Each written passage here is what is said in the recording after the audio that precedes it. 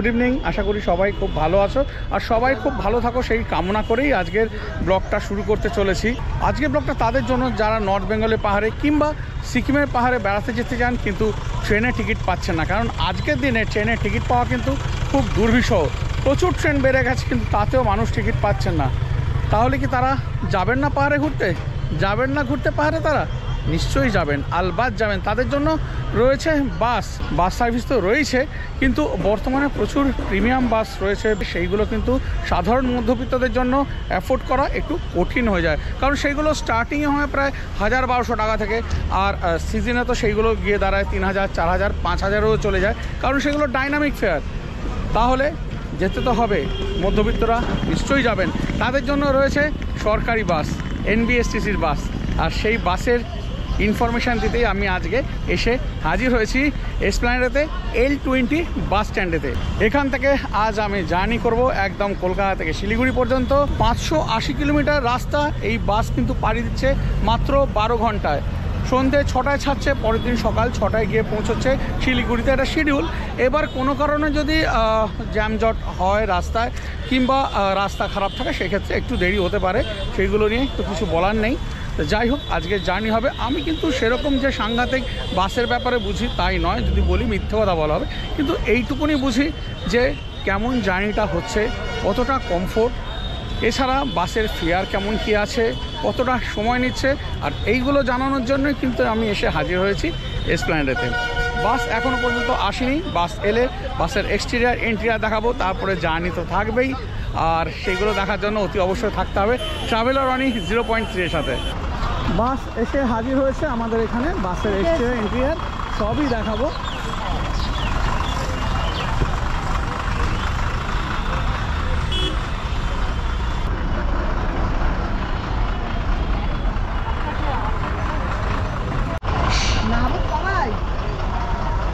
এবারে ইন্টেরিয়ারটা দেখিয়ে দিচ্ছি। এই হচ্ছে বাসের ইন্টেরিয়ার। টোটাল এখানে 2x2 কনফিগারেশনে 40টা সিট রয়েছে। এই হচ্ছে সিটের কন্ডিশন। খুব একটা নতুন বাস নয় যেমন দেখতে পাচ্ছেন। আর এই ওপরের দিকে র্যাক করা রয়েছে, র্যাকে জিনিসপত্র রাখা যাবে। আর একদম লাস্টে রয়েছে 5টা সিট। আর সিটগুলো কেমন কি রিক্লাইন হচ্ছে সেগুলো আমি সব দেখিয়ে দিচ্ছি। ধরুন এই যে এইখানে একটা সিট রয়েছে, এই সিটে এখানে ব্লু বাটন রয়েছে, এই বাটনটা প্রেস করে আমি সিটটা রিক্লাইন করলাম। সিটটা কিন্তু অনেকটাই রিক্লাইন হচ্ছে, পাশের সিটটা রিক্লাইন করা নেই, এই সিটটা রিক্লাইন করা রয়েছে, এই অনেকটাই রিক্লাইন হচ্ছে। আর এইদিকে তো আর্মরেস্ট রয়েছে 3টে। আর এইখানে এই আমি বসলে এখানে এই ফুটরেস্ট রয়েছে, এখানে নিরুম কিন্তু অনেকটা রয়েছে। বটল হোল্ডার মোল্ডার তো কিছুই এখানে ঠিকঠাক নেই, হ্যান্ডেলও ঠিক নেই। এখানে রয়েছে হুক, কিছু জিনিস ঝুলিয়ে রাখতে পারবেন। এই কার্টেন দেওয়া রয়েছে বাসের চারিদিকে, উইন্ডোতে কার্টেন দেওয়া রয়েছে। বেশিরভাগই সব হ্যান্ডেল ভাঙাচোরা রয়েছে, যেমন রয়েছে বটল হোল্ডারও ঠিকঠাক নেই। এই হচ্ছে একদম ব্যাক সাইডের 5টা সিট রয়েছে। এইগুলো রিক্লাইন কতটা হয় সেটা দেখিয়েছি। এই পাশে এখানে লিভার রয়েছে, লিভার প্রেস করে এই সিটকে রিক্লাইন করতে হবে। এই রিক্লাইন করেছি লাস্টের একটা সিট, এদিকে সিটটা রিক্লাইন করা নেই, এইটা রিক্লাইন করেছে। এই এতটা পর্যন্ত রিক্লাইন হচ্ছে। এই হচ্ছে সিটের কন্ডিশন। এই জায়গাগুলো খুবই নোংরা একদম হয়ে রয়েছে। যারা অনলাইনে টিকিট কাটবেন তারা তো রেড বাস, অভিবাস এইসবে তো পেয়েই যাবেন, যেগুলো ওই অনলাইন পোর্টাল আছে সেখানে পেয়ে যাবেন। আর যারা অফলাইনে কাটবেন তারা কোথা থেকে কাটবেন? তারা এই যে একদম এই যে পিয়ারলেস হোটেল রয়েছে এসপ্ল্যানেডে, তার অপোজিটে যে L20 বাস স্ট্যান্ড রয়েছে সেখানে চলে আসবেন। এই হচ্ছে L20 টার্মিনাস। আর এই ভেতরে ঢুকে এইখানে কিছু বসার জায়গা রয়েছে। এদিকে SBSTCর কাউন্টার রয়েছে। আমি যখন SBSTCর বাসে করেছিলাম কয়েকদিন আগে তখন এই কাউন্টারটা দেখিয়েছিলাম। আর এখানে রয়েছে NBSTCর কাউন্টার, এখান থেকে আপনারা অফলাইনে টিকিট পেয়ে যাবেন। কয়েকদিন আগে আমি SBSTCর একদম যে ব্র্যান্ড নিউ বাস সেটা দেখিয়েছি, আজকে NBSTCর বাসটা দেখাবো। মোটামুটি লুকের দিক থেকে সব দিক থেকে কিন্তু SBSTC অনেক এগিয়ে রয়েছে। একদম ব্র্যান্ড নিউ বাস, সিট খুব ভালো, সব কিছুই রয়েছে, বটল হোল্ডার রয়েছে, USB পোর্ট রয়েছে, আর সব ঠিকঠাক রয়েছে এখনও পর্যন্ত, যেহেতু নতুন চালু হয়েছে। কিন্তু এই NBSTCর বাস অনেক পুরনো, যে কারণে সেভাবে কিছুই নেই। সিটের রিক্লাইনও ঠিকঠাক হচ্ছে না, কোনোটার পুশ বাটন রয়েছে, কোনোটার পুশ বাটন নেই। এই হচ্ছে বাসের কন্ডিশন। এরপরে দেখে নেবো জার্নি কোনটার বেশি ভালো হচ্ছে, এসবিএসটিসির ভালো হয়েছে বেশি না এনবিএসটিসির বেশি ভালো হচ্ছে।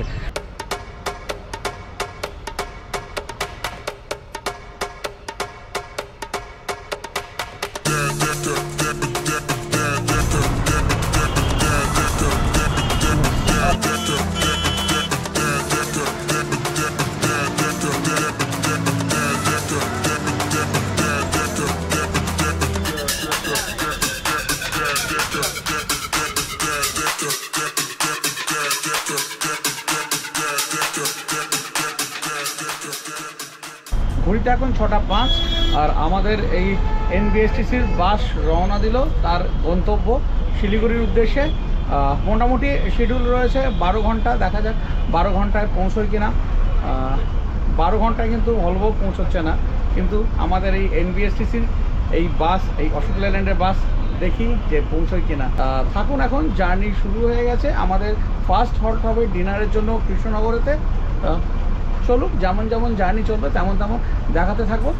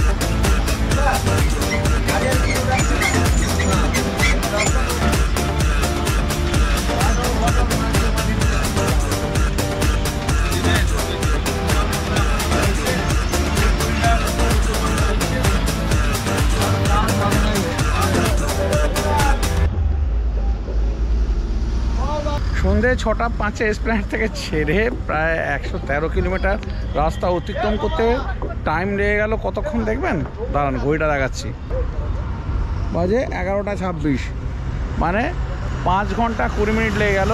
এমন অবস্থা, রাস্তায় জ্যাম মানে সাংঘাতিক অবস্থা। যাই হোক, এসে এখন পৌঁছে গেছি কৃষ্ণনগরেতে।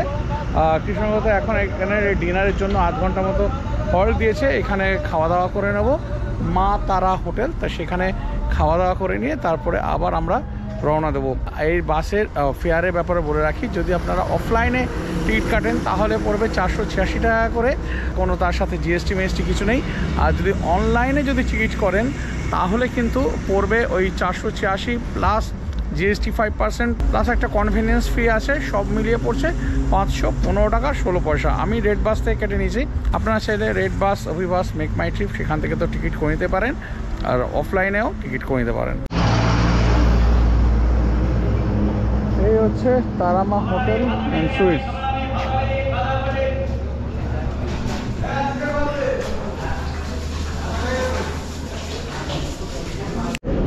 নিয়ে নিয়েছি এই তরকাটা 50 টাকা, আর এদিকে রুটি আছে, রুটি 5 টাকা করে পিস, একদম ঠিকঠাকই আছে। তার সাথে পেঁয়াজ আর এই কাঁচা লঙ্কা। এখন পর্যন্ত যতদিন ধরে ভিডিও করছি বাসের এই কলকাতা শিলিগুড়ি রুটে সবসময় পান্থতীর্থ আর ওইদিকে শঙ্কর মিষ্টান্ন ভাণ্ডারেতেই ডিনার হয়। ফার্স্ট টাইম এখানে এলাম, অভিজ্ঞতা কিন্তু বেশ ভালো। মানে ডিম তরকার যথেষ্ট পরিমাণ এনারা দিয়েছেন, সেটা আবার মাত্র 50 টাকা, আর রুটি 5 টাকা করে পিস, খুবই ভালো, হাইলি রেকমেন্ডেড।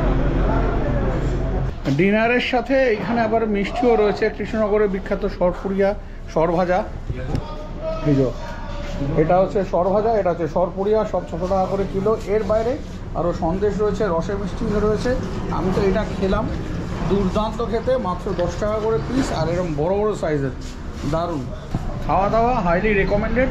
বেশ ভালো লেগেছে। পান্থতীর্থ শঙ্কর মিষ্টান্নতে আপনারা তো খেয়েইছেন, যদি এইদিকে জার্নি করেন এখানেও কিন্তু খেতে পারেন, খুব ভালো লেগেছে আমার। তরকা রুটি সব মিষ্টি সব কিছুই। এই হচ্ছে এই ওয়াশরুম।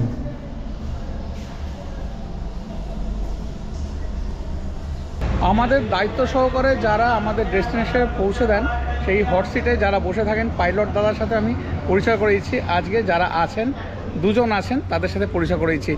এতক্ষণ পর্যন্ত এই দাদা আমাদের নিয়ে এসেছেন। দাদা একটু আপনার নামটা কাইন্ডলি বলবেন। উত্তম কুণ্ডু। আর কত দিনের অভিজ্ঞতা? 24 বছর। আচ্ছা। আর রয়েছেন এখানে দাদা? আমার নাম নির্মল মণ্ডল, হ্যাঁ। শিলিগুড়ি ডিপু এনবিএসটিসি। আচ্ছা, কত দিনের অভিজ্ঞতা? অভিজ্ঞতা তো এনবিএসটিসিতে 14 থেকে 2014 থেকে, আর আমার 2000 সাল থেকে ড্রাইভিং। আচ্ছা, অনেক ধন্যবাদ। আপনারা আমাদের যে দায়িত্ব নিয়ে একেবারে পৌঁছে দেন আমাদের ডেস্টিনেশনে, তার জন্য অনেক ধন্যবাদ। চলুন Thank you. আমরা আবার বাসে উঠে পড়ি। আর এইদিকে রয়েছেন আমাদের কন্ডাক্টর দাদা।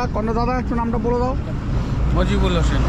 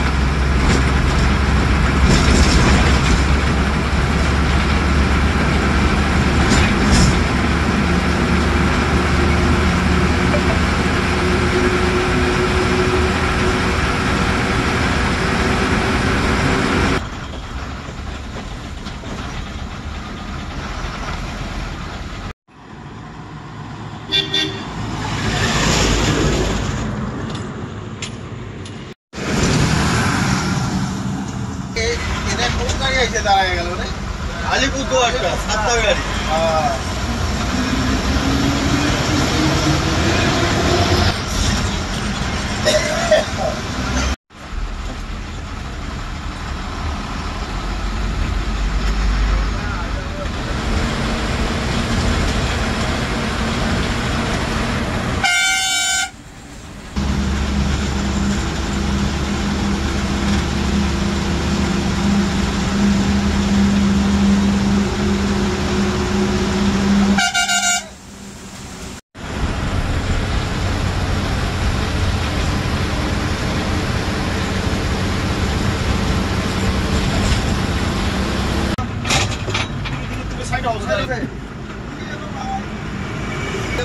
লেবার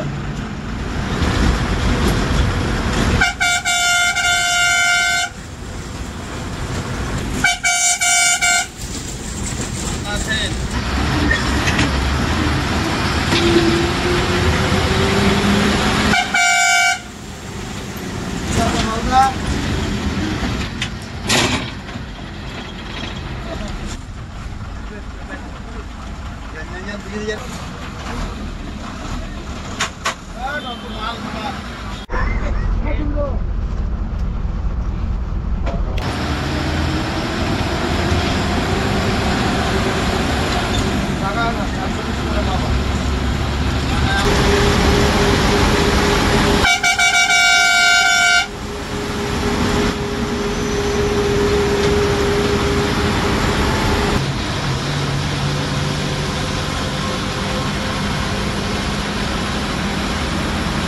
বাজে এখন 4:18, এসে পৌঁছলাম গাজলেতে। এখানে 5 মিনিটের জন্য আবার দাঁড়ালো ওই টয়লেট করার জন্য। এমনিতেই অনেকটাই লেটে আমরা রান করছি, এত জ্যাম রানাঘাটে পেয়েছি যে ওখানে প্রায় ঘন্টা 2-এর মতো লেট হয়ে গেছে।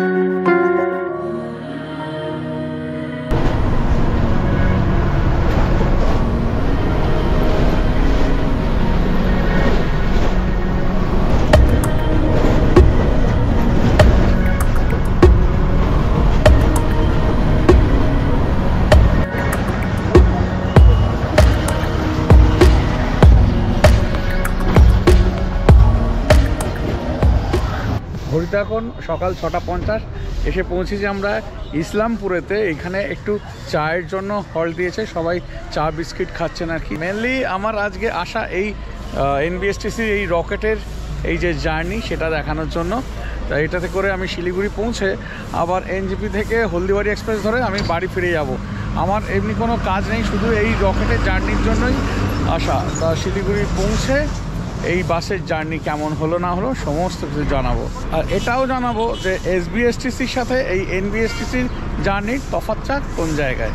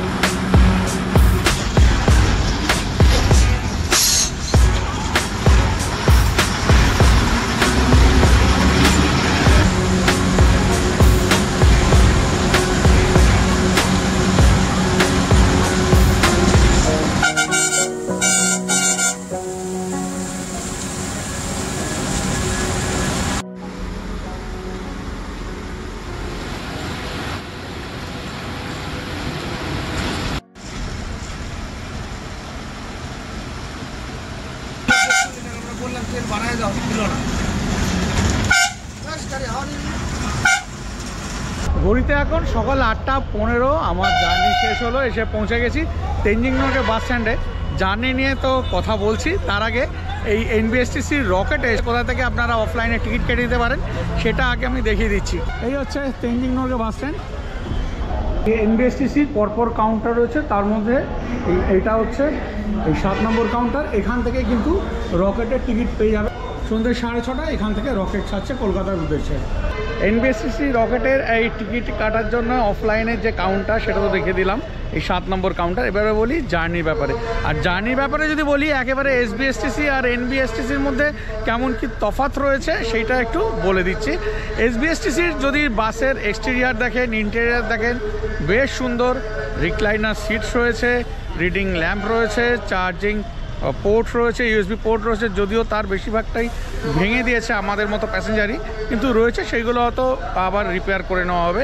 সবথেকে বড় কথা হচ্ছে ওই বাস কিন্তু 80 লক, যেটা আমি আমার ভিডিওতে দেখিয়েছি যে 80-র ওপরে কিন্তু ওই বাসের স্পিড যাবে না। আর এই দিকে যদি এনবিএসটিসি বাসের কথা বলি, সেক্ষেত্রে বলবো বাইরে থেকে দেখে প্রথমেই আমার বাস একদম পছন্দ হয়নি। ভেতরটাতেও একদমই ভালো লাগেনি। ভেতরে অর্ধেক হ্যান্ডেল নেই, ইউএসবি পোর্টের তো কোনো ব্যাপার নেই, না রিডিং ল্যাম্প, কোনো কিছুই নেই। রিক্লাইনার সিট রয়েছে, তার আবার বেশ কিছু রিক্লাইনার সিটের যে পুশ বাটন সেটা নেই। এইবারে আসল কথা হলো যখন জার্নি শুরু হলো, সেখানেই কিন্তু একেবারে টুইস্ট। জার্নি শুরু হলো যেখানে জ্যামজট, সেখানে তো জ্যামজট ছিল, বাস ধীরে ধীরে এগিয়েছে, অনেক লেট হয়েছে, যে কারণে 6টার জায়গায় আজকে আমি 8:15-তে এসে পৌঁছলাম। কিন্তু যেখানে রাস্তা খালি পেলো তখন বাস একদম বাঘের মতো ছুটতে শুরু করলো, মানে একদম আনবিলিভেবল। দুজন পাইলট ছিলেন, দুজনেই অসাধারণ চালিয়েছেন। মানে আমি আমার স্পিডোমিটারে 94 পর্যন্ত পেয়েছি। অনেক সময় আমার একটু ঘুমও পেয়ে গেছিলো, জানি না তার থেকে বেশি স্পিড হয়েছিল কি না, কিন্তু আমি যেমন দেখালাম আপনাদেরকে যে 94 আমি স্পিডোমিটারে পেয়েছি। ঝড়ের মতো বাস চলেছে। আর সবথেকে হচ্ছে কমফোর্ট লেভেলও কিন্তু দারুণ। মানে সিটগুলো পুরনো হলেও কিন্তু একদম আরামদায়ক সিট। বাসের কোনো জার্কিংই নেই, খারাপ রাস্তার মধ্যে দিয়ে গেলেও একেবারে দারুণভাবে বাস গেছে। অত দ্রুত বাস যাচ্ছে কিন্তু কিচ্ছু বুঝতে পারিনি। যদি লুকের দিক থেকে যান তাহলে কিন্তু এসবিএসটিসি আপনার জন্য একেবারে ঠিকঠাক। স্পিডটাকে আপনাকে একটুখানি ম্যানেজ করে নিতে হবে যে 80 স্পিড থাকবে। আর যদি গতির ব্যাপার আর আরামের দিক দিয়ে যান তাহলে কিন্তু আমি বলবো একেবারে এনবিএসটিসি রকেট দুর্দান্ত। বিগত 54 বছর ধরে তারা তাদের এই আভিজাত্যকে ধরে রেখেছে। মানে 1970 সালে পথ চলা শুরু এনবিএসটিসির, আর এখন হচ্ছে 2024। এই 54 বছর ধরে দারুণভাবে মানুষকে সার্ভিস দিয়ে আসছে। আর বিশেষ করে মধ্যবিত্ত মানুষ যাদের পক্ষে ভলভো স্ক্যানিয়ার টিকিট কাটার ক্ষমতা নেই কিন্তু ট্রেনের টিকিট পাচ্ছেন না, তাদের জন্য দারুণ অপশান হচ্ছে এই এনবিএসটিসির রকেট। আপনারা অনায়াসে টিকিট কেটে নিতে পারেন, জার্নি করতে পারেন। এইবারে বলুন কার কেমন লাগলো আজকের ভিডিওটা। যদি ভালো লেগে থাকে অতি অবশ্যই কিন্তু একটা লাইক দিয়ে দেবেন আর কমেন্ট করে জানাবেন। শুধু বাসের ভিডিওর কমেন্ট করলে হবে না, আমি যে কোশ্চেন করছি শুধু কোশ্চেনে অ্যান্সার দিলে হবে না। আমি প্রতি মাসে যে ভিডিও ছাড়ছি সব ভিডিও দেখতে হবে এবং সব ভিডিওতে কমেন্ট করতে হবে। যারা আমার কোশ্চেনের সঠিক উত্তর দেবে, প্রতিটা ভিডিও দেখবে, কমেন্ট করবে, তাদের মধ্যে থেকেই কিন্তু আমি প্রতি মাসে একজনকে বেছে নেব ওই গিফট দেওয়ার জন্য।